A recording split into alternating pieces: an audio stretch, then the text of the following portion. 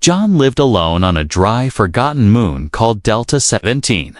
His job was simple: repair broken machines, monitor mining bots, and report to Earth once a week. Nothing exciting ever happened there.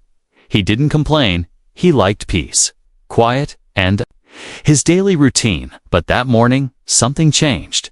His base AI woke him up with a loud beep. Unknown life form detected near the southern ridge. The voice said. John rubbed his eyes and stared at the screen. There it was, small, moving heat signature on the outer cameras. It was strange. There were no animals on this moon. No people either, just him. He grabbed his jacket, a flashlight, and his old shotgun. The surface of the moon was dry and windy. Red dust flying everywhere. He followed the signal through the rocks and hills. After 10 minutes, he saw something. A small figure. Walking alone, weak and slow, John stopped, confused. It looked like a child. As he got closer, he saw her clearly. A little girl, barefoot, clothes torn, silver skin glowing faintly under the weak sun. Her eyes were big and bright blue, filled with fear. She wasn't human, but she looked close enough. She stared at John and stepped back. He lowered his weapon slowly. "It's okay," he said. "I'm not here to hurt you." The girl didn't answer. She just stared, shaking slightly. Then, without warning, she fainted in the dust. John ran to her, picked her up carefully, and rushed back to his base. The AI scanned her body, heart rate low, signs of dehydration. He placed her on the bed and covered her with a blanket. She was breathing, but still unconscious. For hours, John waited, watching her breathe. He gave her water using a dropper. Finally, by evening, she opened her eyes again. She looked around. Confused but calm, John smiled gently. "Hey," he said, "you're safe here." She didn't speak, not a single word. Instead, she reached for a metal plate on the table, turned it upside down, and began drawing on it with her finger. Circles, stars, 3 moons, and a black shadow covering everything. Her hands were shaking. "What is that?" John asked softly. She looked at him, then pointed at the shadow. She touched her chest, then his. Then she pointed toward the sky. John didn't understand. But he knew one thing: she was afraid of something up there. Something that might be coming. The AI interrupted again. "Warning," it said. "Small signals detected in orbit, unknown origin." John's stomach dropped. This moon was never on any map. How could anyone else know she was here? He looked back at the girl. She had crawled under the table, hugging her knees. She whispered something. A sound like music, but full of fear. John didn't understand the words, but he understood her emotion. She was hiding, running from someone. Later that night, John couldn't sleep. He watched the radar closely. Tiny blinking dots danced across the edge of the screen. Not human ships, not Earth signals either. He tried to contact Earth Command, but no signal could get through. The girl finally came out from under the table. She looked at the stars through the window. Her small fingers pressed against the glass. Then she pointed at one of the stars and said a single word: "Vera." John didn't know what it meant. Was it her name, her home, or the place she feared? He wrote it down just in case before going to bed. He locked the outer doors and set the defense systems to full. He didn't know who or what was watching, but something told him they weren't far. As he turned off the lights, the girl quietly walked over to his bed and sat on the floor next to it. She held a piece of metal in her hand, something like a toy. She whispered to it, and it glowed softly. John pretended to sleep, but his mind was racing. Who was she? Where did she come from? And why did he feel like this was just the beginning of something much, much bigger? Outside, above the red dust and silent hills, a ship moved across the sky without making a sound. It didn't land, it only watched, for now. The next morning, John woke up early. The girl was already awake, sitting near the window. she hadn't moved much all night, just stared at the stars, silent and still like a statue. John made a hot drink and offered her some. She sniffed it, but didn't drink. Instead, she pointed at the steam rising from the cup and traced a strange symbol in the air. John watched, confused. It looked like a language, but not one he'd ever seen. He sat across from her, took out his datapad, and turned on the voice translator. "Can you speak?" he asked, slowly and clearly. The girl didn't answer. She only placed her hand on the table and tapped twice, then pointed at him, then at herself.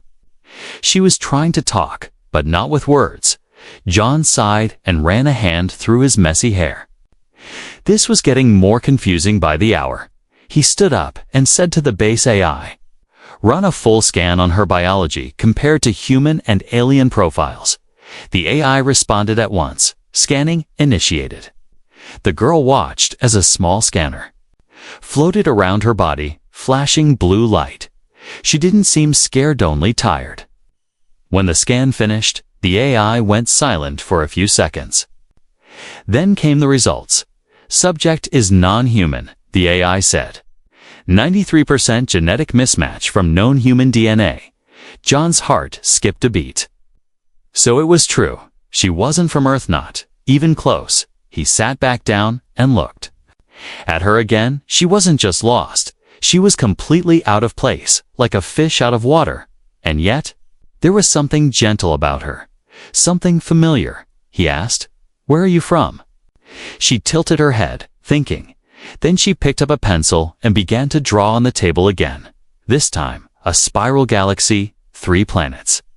And one was marked with a bright circle. She pointed at it and said softly, "Vera." John recognized the word from the night before. Maybe that was her planet. Or maybe her people. Either way, this was no accident. He leaned closer and said, "Are you in danger?"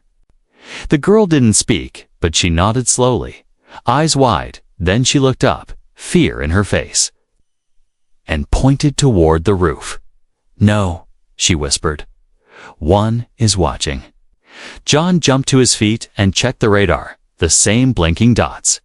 "We're still there, orbiting slowly, not moving closer, but not leaving either." It felt like being watched by something just out of sight. Suddenly, the base lights flickered. Then came a short, high-pitched sound from the speakers, not human. It was like a whisper from deep space, broken words, layered with static. Then silence. The AI spoke again. "Encrypted signal detected. Source unknown." John didn't like the sound of that. He looked at the girl, who had now crawled under the table again, hands over her ears. Whatever that sound was, it scared her deeply. He went to the control panel and locked down all exterior doors. Then activated the base's defense shield. A light blue dome flickered around the base for a second, then went invisible. John knew it wouldn't stop a full attack, but it might slow them down. That night, John sat next to the girl on the floor. He gave her a soft blanket and handed her a small cube. It was a toy puzzle from Earth, bright, colorful, and simple. She took it, turned it in her hands, then smiled just for a second. It was the first time he saw her smile. It made something in his chest shift. She was a child, lost, scared, alone. And somehow, he was all she had right now. Later, while the girl slept, John recorded a message to Earth Command. "This is John Carter from Delta 17, he said. "I found a non-human child on the surface. She's not dangerous, but she's afraid. I think someone's chasing her." He paused. "There's something out there watching us. I don't know what it is, but I have a bad feeling." He sent the message, but deep down, he knew it might not go through. The moon's signal strength had been weak for weeks, and with those ships in orbit, it might be blocked completely. He looked at the girl one more time. She was sleeping peacefully now, her head resting on her arm. He whispered to himself, "Who are you, little one?" Outside, in the black sky above, something moved again, faster this time. The dots were no longer just watching. One of them had changed course, and it was heading straight for them. Asterisk, the night on Delta 17 was colder than usual. John sat near the radar screen, watching the blinking dot move slowly closer. The little girl was asleep again, wrapped in a blanket near the heater. Her breathing was calm, but John couldn't relax. That dot in space had been still for hours. Now it was moving, not spinning, not drifting, flying with purpose. Unidentified ship entering lower orbit. The AI said softly. John's hands tightened around the edge of the table. How long until landing? He asked. 10 minutes, the AI replied. No human signal detected. He stood up and grabbed his coat. Check the shield, power 80%. It would hold, but only for a short time. He picked up his shotgun, more for comfort than more for comfort. Then, use outside, the sky turned a strange shade of blue. A silent hum passed through the walls, not loud, but deep. It made John's bones shake. The girl sat up suddenly, her eyes wide, glowing in the dark. She ran to the window and looked out. Then she turned to John and said one word. Mother. John blinked. Did he hear her right? Mother. He repeated. The girl nodded quickly, tears forming in her eyes. John moved to the door and looked out through the glass. The ship was unlike anything he had ever seen. It hovered above the surface, long and smooth. Shining like black glass, it had no engines, no lights, no sound. And yet was alive. The ship landed slowly, dust rising around it. A hatch opened, and a tall figure stepped out. She was covered in silver armor, glowing patterns flowing across her body. Her face was hidden under a mask, but her presence was powerful. The little girl ran to the door. Pressing her hand against the glass, she whispered something again. Words in another language, but filled with emotion, hope, maybe, or fear. John opened the intercom and spoke. This is a restricted base. Identify yourself. The woman walked forward calmly. Stopping just outside the shield, she removed her mask, revealing a face both beautiful and terrifying. Her skin was like polished stone, her eyes silver with tiny lights inside. Sheer looked at him not with anger, but with deep, tired eyes. I am Queen Nyxia of Vera, she said. I've come for my daughter. John didn't lower the shield. He stepped closer to the glass and said, How do I know you're not here to hurt her? The queen didn't get angry. She looked at her child and said softly, I searched 10 systems for her. I would never harm her. The girl placed her hand on the wall, and the queen did the same from the outside. Their hands aligned, separated only by the shield. The girl smiled. And for the first time John saw her truly relax. He turned to the AI. Lower the shield. Just for a moment. Warning, the AI said. This action may result in danger. John took a breath. I know, he whispered. The shield dropped and the queen stepped inside, not rushing. Not attacking, just walking slowly to her daughter. They embraced, and the girl began to cry quietly. John stepped back, watching after a moment. The queen turned to him. You found her, she said. You protected her and gave her kindness. John shrugged. She was lost. I did what anyone would do. The queen looked at him seriously. No, she said. Most would have left her. You didn't? Then came the words that made John's brain freeze. In our law, she said, you have saved a royal child. That means you are now her guardian. John laughed nervously. Guardian? I'm just a mechanic. The queen stepped closer. In Veran culture, this is sacred. The one who protects the heir becomes family, by choice or by duty. John swallowed hard. What are you saying? She looked directly into his eyes. Marry me, she said calmly. Join our line and protect her with us. John took a step back. This is crazy, he said. I don't even know what your people eat, let alone marry. The queen didn't smile. This is not about tradition. It's about survival. My enemies are near. They will come for her again. But with you she is protected. John looked at the little girl. She reached out and held his hand. Soft, warm, and shaking slightly. Her eyes were begging not for a king. Not for power, but for someone who wouldn't leave again. Outside, the sky changed again. A new dot appeared on the radar, much larger, moving fast. Another ship entering orbit. The AI said, "This one is not friendly." John looked at the Queen. Then at the girl. He didn't know how this happened. He didn't ask for this. But somehow, he was in the middle of something huge, and now he had to choose. Stay and protect, or run and regret. Asterisk, the second ship entered orbit like a shadow falling across the moon. John stared at the radar as its massive shape blocked out part of the screen. Ship class, unknown, weapons detected, shields active. The AI warned. The Queen didn't even flinch. "They found us," she said quietly. Her voice was calm, but her hands were already glowing. The armor on her arms shifted like liquid, wrapping tightly as if preparing for battle. John took a step closer. "Who are they?" he asked. The Queen looked up at him, her silver eyes cold. "They are hunters. They follow power. They want my daughter because she is special." The little girl stood close to John, hiding behind him. He didn't understand it all, but he knew one thing. He couldn't let her be taken. The Queen walked to the console and touched the screen. A small projection appeared, showing the enemy ship, a massive black vessel with spikes along its hull.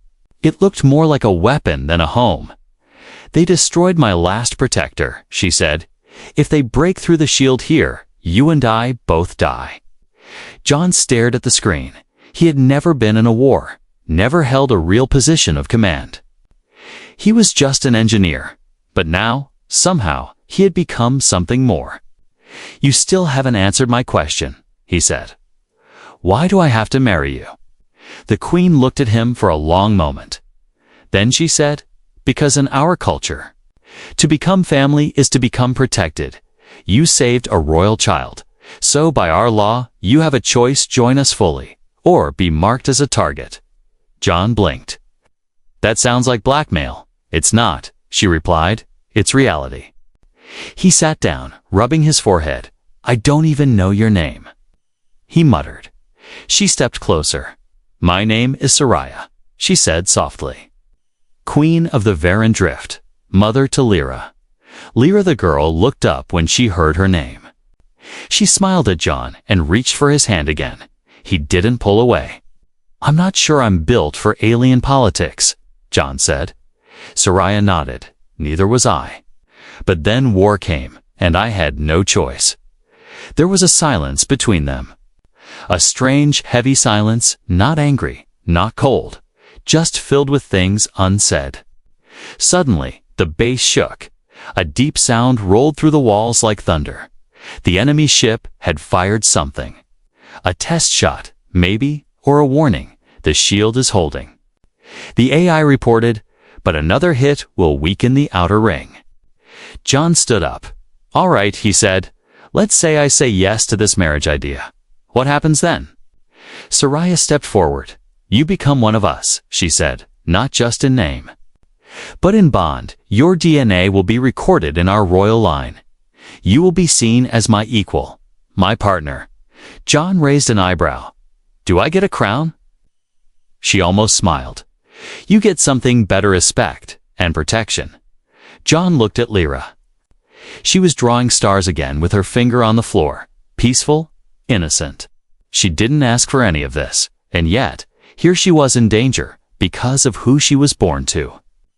He walked over to her and crouched down. "Hey," he said gently. "You okay?" She nodded and showed him her drawing. 3 stars, a large circle, and 2 small ones beside it. She pointed at the biggest one, then at herself, then at John. "Family," she whispered. Something inside John shifted. It was like a lock turning. This wasn't about romance or rules. This was about survival. He stood up and looked at Soraya. "I'll do it," he said. "I'll protect her. I'll protect you." Soraya nodded once. Then she raised her hand, and a small device appeared in her palm. "Place your hand here," she said. John hesitated, then pressed his palm to hers. The device glowed softly, and a blue light wrapped around their hands. "Bond acknowledged," the AI said. John Carter's status updated. "Royal partner of Vera." Soraya looked into his eyes. "Now we are bound," she said. "And now they will fear you." Outside, the enemy ship began to move again, preparing for another attack. But now, the base was no longer just a mining outpost. It was the home of a queen, her heir, and a human who had just become something more. John looked at the screen. He wasn't afraid anymore. He didn't understand everything yet, but he had made his choice, and he wasn't going to let anyone take her away. Not again. John had never seen a real battle. He had watched videos, studied history, even played games about space wars. But nothing prepared him for this. Above his head, the stars were full of ships. Enemy fighters flew like shadows, fast and quiet. Their ship black and sharp, like a knife moved into position. Inside the base, lights flickered and the walls shook again. Another warning shot had hit the outer shield. Soraya stood in the center of the room, calm as stone. She wasn't just a queen. She was a warrior. And now, John was part of her war. "The shield won't last long," the AI said. "Enemy fleet preparing full strike." John paced the room. "We need weapons," he said. "This is a mining base, not a war zone." Soraya touched her wrist, and a small hologram opened in the air. It showed hidden systems under the base, secret weapons long buried by her people years ago. "This place was once more than a mine," she said. "My ancestors used it as a listening post during the First Varan War." "You mean this place has guns?" John asked. She nodded, enough to hold them off. "If we act fast," he ran to the lower level, followed by Soraya and Lyra. Down there, covered in dust and rust, were old Varan defense turrets. John grabbed his tools. "I can fix these, but I'll need time." Soraya stood watch. Lyra sat beside the power core, drawing shapes with her finger on the metal floor. She seemed calm, but John could see the fear in her eyes. She was trying to be brave. Outside, enemy fighters flew low over the base. One of them shot at the ground just to test. The blast hit the edge of the shield and made it flicker again. John worked fast. Wires, circuits, alien tech. He had never fixed anything like this before. But he trusted his hands. He always did. "I need a power boost," he shouted. Soraya placed her hand on the console, and a stream of light moved from her body into the machine. The guns powered up, glowing blue and humming softly. "They're ready," John said. "Then let's begin," Soraya replied. She tapped her wrist again, and the base's roof opened like a flower.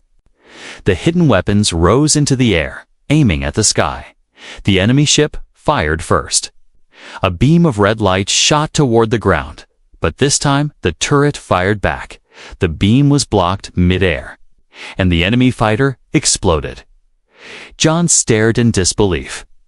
"We actually hit them." Soraya gave a small nod. "This is only the beginning." More fighters came. 5, then 10, then 20. The sky was full of movement and light. The battle had truly started. John took control of one of the cannons using the console. It wasn't hard, just like using mining arms. He targeted the fastest ship and fired. Direct hit, another one down, but they kept coming. Explosions lit up the sky. One enemy blast shook the base so hard that Lyra fell to the floor. John rushed to her and helped her up. She held onto his hand tightly. "Don't go," she whispered. He looked at her and said, "I'm not going anywhere." Soraya's armor glowed brighter. She walked outside the shield, her body surrounded by energy. She raised her arms, and from them came waves of blue light. She wasn't just fighting, she was leading. Her people, even from across the galaxy, began to respond. Old ships, hidden allies. Small resistance fleets all heard her call. The Queen had returned, and with her came hope. Inside the base, John did something risky. He sent out a signal, not to Earth, but to other human outposts nearby. "This is John Carter. I'm under attack on Delta 17, he said. "I'm with aliens, good ones. We're fighting something worse. If anyone can hear this, help us." He didn't know if anyone would come, but he had to try. Another blast hit the shield this time. It cracked, shields at 5%. The AI said, "We're out of time," Soraya shouted. John turned to Lyra and pointed to the escape pod. "If things go bad, you go with her," he said. Soraya didn't argue, but Lyra shook her head. "No, we stay. Together," John smiled. For the first time in years, he wasn't alone. The sky turned white. A final wave of enemy ships flew down like arrows. But just before they struck in, human ships, Varan ships, others John didn't even recognize, they opened fire. The enemy fleet split in all directions. They were not prepared for a united front. Cheers erupted in the base. John leaned back in his chair, heart racing. They had survived at least 4. Now, Soraya returned to the control room, armor cracked but eyes full of fire. "You did well, human," she said. "You're not just my partner now. You're our shield." John looked at Lyra, who had fallen asleep beside him. Then at Soraya, he nodded slowly. "I'm starting to get used to this space warrior husband stuff." She actually laughed. And for a moment, the war felt far away.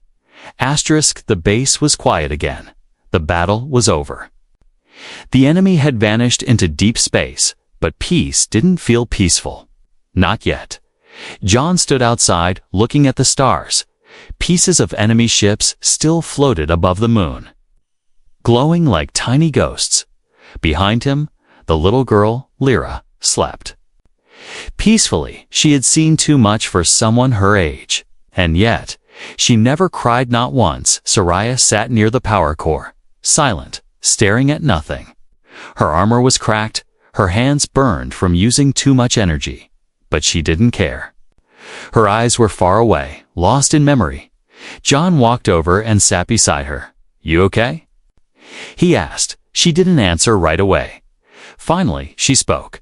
"You've earned answers," she said quietly, "and I'm tired of hiding." He looked at her, waiting. She took a slow breath. "Lyra is not just my daughter," she said. "She's something more, something ancient." John frowned. "What do you mean?" "She is a key," Soraya replied, "born once every 1,000 years in the royal line. Her mind connects to the source." John didn't understand. The source of what? He asked. "Time," she whispered. "Life, memory, future, everything. When she touches metal, it listens. When she looks at stars, they speak to her. She is the future of our people." John looked through the glass window. Where Lyra slept, he remembered the symbols she drew, the way she looked at stars. It all made sense now. "She doesn't even know," he said. Soraya nodded slowly. "I haven't told her. She's too young.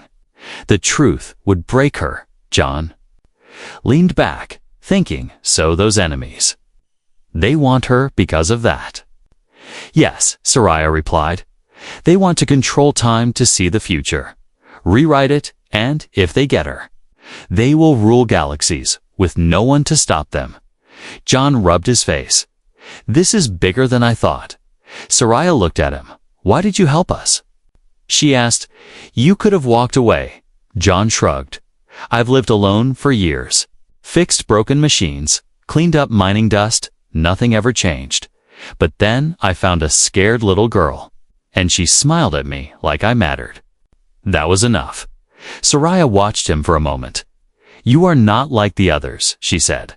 "Most humans I've met are loud, proud, or afraid. You are quiet and steady, like root in the storm." John chuckled. "Guess I'm Just built that way. There was a pause between them, a silence that wasn't heavy. It felt real then. Soraya stood up and walked toward a small box near the wall. She opened it carefully and took out a crystal cube, glowing soft blue. "This holds our memories," she said. "Royal history." Going back thousands of years, she placed it in John's hand. "This is yours now." He blinked, surprised. "Mine?" "You're part of us," she said. "By bond, by heart, and by war. Keep it safe." John held the cube. It felt warm, almost alive. Inside it, he saw moving shapes, planets, faces, stars exploding. A whole world inside a crystal. Later, while Lyra was still asleep, Soraya showed John the map. There were other planets, hidden ones, allies, waiting in silence. "We can't stay here forever," she said. "They'll come again. Stronger." John studied the map. "There's a station near the Blue Dwarf," he pointed out. "Old mining hub, half broken, but it has defenses." Soraya nodded. "We'll go there, but first, I want you to know the last truth." She stepped closer, her voice lower now. "My husband, Lyra's father, he was betrayed by her own council. They feared her birth, feared what she might become." John felt a weight in his chest. "You've been running ever since," he said. "Yes," Soraya replied. "Until you." John looked at Hurley. She wasn't just a queen. She was a mother, a fighter, and someone who had lost everything and still kept going. He stood up and offered his hand. "You're not running anymore," he said. "We fight together now." She took his hand. Ah. Single tear rolled down her cheek, not from weakness, but release. The next morning, they prepared to leave the moon. Lyra woke up and hugged John tightly. "Where are we going?" she asked. He smiled. "Somewhere safe, outside." The last pieces of the battle drifted like metal snow, but inside that ship, a new family was rising. Bound by choice, by pain, and by something stronger, trust. And far in the distance, deep in the black sky, another shadow moved, watching, waiting, because the war was not over yet. Not even close. The stars stretched like rivers of light as the ship flew through hyperspace. John sat beside Lyra in the quiet cabin, watching her draw on the glass wall. She was humming, soft, slow, peaceful, for the first time since he met her. She didn't look afraid. And that made John feel something he hadn't felt in years. Hope. Behind them, Queen Soraya stood near the control panel. Her silver armor was replaced with a simple robe. She was still a queen, still powerful, but now she looked more like a person than a symbol. Their destination was close. An abandoned space station floating near a dying blue star, once used by miners, now forgotten, but it had enough power to hide and enough tech to fight. As they approached, the lights flickered back to life. Doors opened slowly. Old machines hummed again. John stepped inside first. Shotgun still slung across his back. "Just in case, no signs of life," the AI said. "Station is safe." They unloaded supplies, checked the air systems, and started repairs. For now, this would be home. Later that night, Soraya stood on the outer deck, looking at the blue star.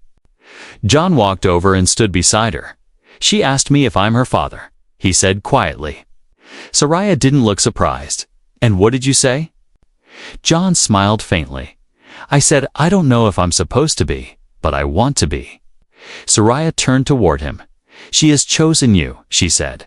"Varen children feel bonds more than blood. And she feels yours." John nodded slowly. He never imagined his life would end up like this, from a lonely mining engineer to a protector of a queen and her daughter. From fixing broken machines to fixing broken futures, they were safe for now. But the galaxy was still watching. Soraya's enemies hadn't stopped. They were just waiting, and Soraya knew it. "She will grow," she said, glancing toward Lyra through the window. "She will learn what she is, but she must never be used." John agreed. "She's a child," he said.